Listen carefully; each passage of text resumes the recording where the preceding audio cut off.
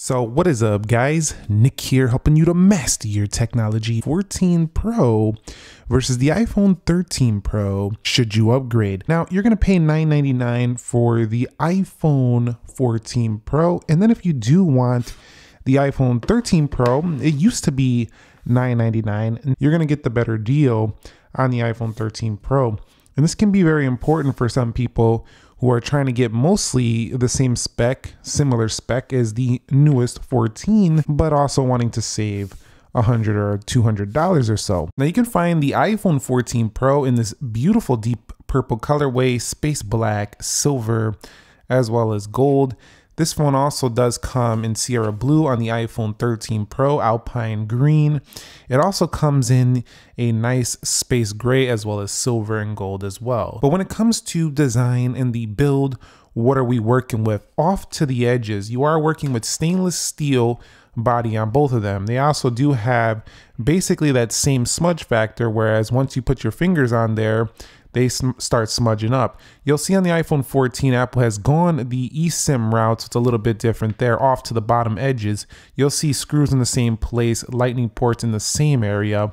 Off to the other side, you're gonna find a even bigger millimeter wave. The 5G actually improved on the iPhone 14 Pro. It's even bigger here.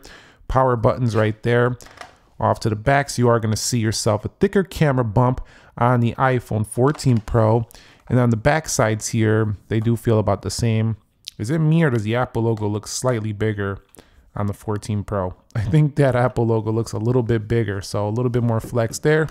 That's what you like to do.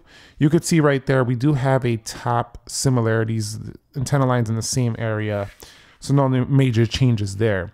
Overall, these phones, they basically feel like the same device. Just one is slightly bigger camera, slightly bigger Apple logo, and that's about it. The overall feel is quite similar. They weigh a similar weight, so they're not really that much different in overall feel. Now, one area where they are pretty different is the front. So on the iPhone 13 Pro, you do have the older notch on board, and now you have the dynamic island for the iPhone 14 Pro. So if you're looking for a new way to interact with your iPhone, this is definitely going to be something you're going to like and enjoy when you're playing music, setting timers, getting, connecting to AirPods, whatever you like to do. And this is only going to improve over time.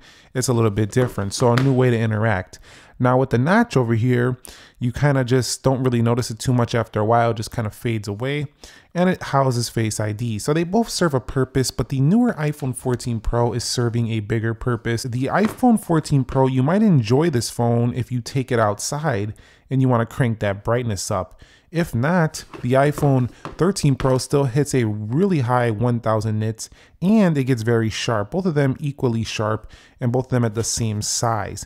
I will say there is one difference though with the iPhone 14 Pro, and that is that the notch on here, well, the dynamic island, the pill cutout, definitely seems to cut in a little bit into content a little bit more, as in I just notice it more. So it's just kind of in the way over there.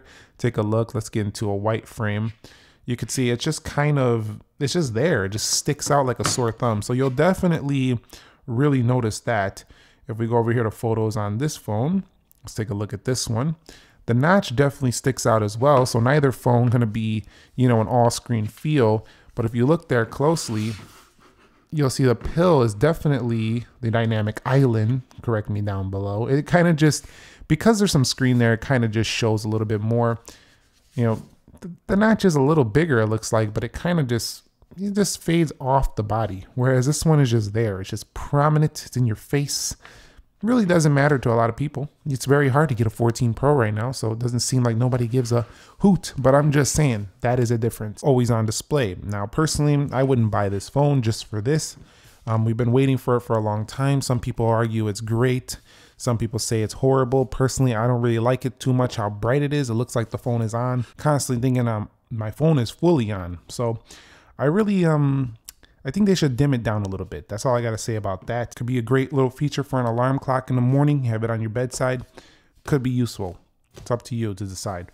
But for me, I don't think it's a deal breaker here. It's just something I had to mention. So if you were to ask me, should you upgrade in software? I would say only if you want to interact with the dynamic island software, which is basically from a hardware feature. Other than that, They operate exactly the same. They have the same exact app, same exact features. So I would say, no, this is not an area I would really pick it for. You're picking it for the hardware. Apple's more of a hardware company that does really good software as well. Whereas like Google is more of a software company making better hardware these days. You can see we do have ProRAW and ProRes on both of them, but you do have the 48 megapixel option for the iPhone 14 Pro. That's a difference in software. Other than that, widget support, clean, easy, simple iOS you're used to using already with gesture support on both of them. I like that iOS brings battery percentage now inside of the battery icon now. So it's definitely something that has improved. You could see it right about there. And then over here, it has it as well. So software differences are not going to be drastic on either one. Should you upgrade in performance? And the answer is yes, if you are a gamer. I find that the gaming performance is slightly better for the iPhone 14 Pro. It stays a little bit warmer and definitely is something that I would consider doing, you know, if I game a lot. But I don't game a lot, but if you do, I'm saying like as if I was you, if you're a big gamer, you probably would like this more. Stays warmer or stays less warm to the touch, performs a little bit better. But if you're looking to upgrade for performance, that A16 Bionic chip in here also should be able to do a little bit better intense tasks like using that ProRAW resolution and stuff like that. So if you're really going to take advantage of it, it's worth it. If not, both of these phones are far faster than basically everyone really needs. So should you upgrade in camera? And the answer to that question is, how often are you using the Camera Pro features?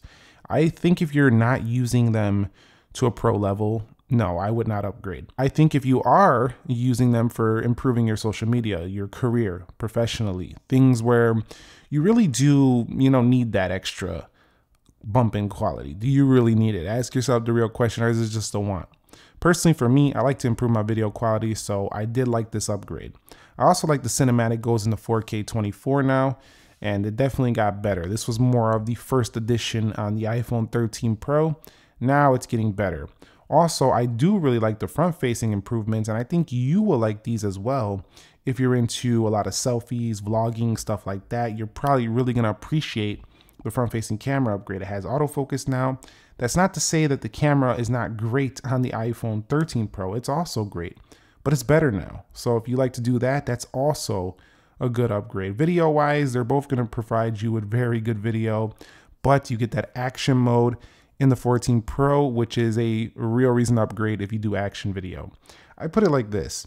If you make a lot of front-facing video content on the iPhone 14 Pro, you'll definitely want this phone right here. As far as quality goes, they're both stunning quality. They both come out with amazing results for smartphones, but generally these phones are neck and neck in just general iPhone quality. But if you do want to push it further with that 48 megapixel, that better depth of field, the better action mode, if you use this stuff, do it. This is a good upgrade. So when it comes to the battery life, the 14 Pro actually has performed worse for me than the iPhone 13 Pro.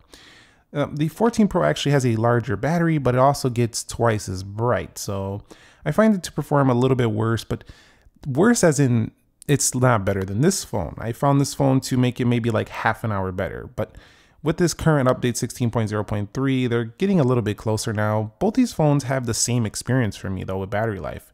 What is that? It's about a full day of use with about 7 hours of screen time, 6 to 7 hours of screen time. Some people could push that further if they're lowering the brightness, but I use these phones heavy. So both of them are a full day use. Everybody's gonna get through a full work day with these phones easily. So that's really good. However, they're not them extra, they're not going the extra mile like the Max phone. So if you need that extra battery, go to the Max. You just got to deal with the size. But if you're okay with a full day of good to heavy use, both of these will suffice. If you're looking for louder audio, even though they look the same, the 14 Pro is actually about 15 to 20% louder in the speaker. Lastly, better 5G and better reception. This can be big for some people. It's not major because they both have Qualcomm on board, but the X65 modem in here is definitely better for 5G performance. Also, the emergency via satellite coming soon, but crash detection already on board. Something else it got is Bluetooth 5.3 versus Bluetooth 5.0. On the whole, let's wrap it up here. I don't got much more else to say about these. I wanted to compare them though, because you can get a 13 Pro for cheaper than this phone. And should you? And the answer is yes, if you want to save a couple $100. These phones are both so good that the feature changes are like literally just, they're a little bit. Dynamic Island will let people know you have the latest phone. However, it really just comes down to, do you want all the latest and greatest tech specs? You can deal with not all the latest and greatest. You can save yourself and get yourself a fantastic 13 Pro and enjoy a very premium high-end iPhone. Thumbs up if you enjoyed it. Let me know which one you're gonna pick and why down below in the comments. I'll catch you on the next one. Subscribe if you haven't already. Nick here. Be sure to be well, and peace.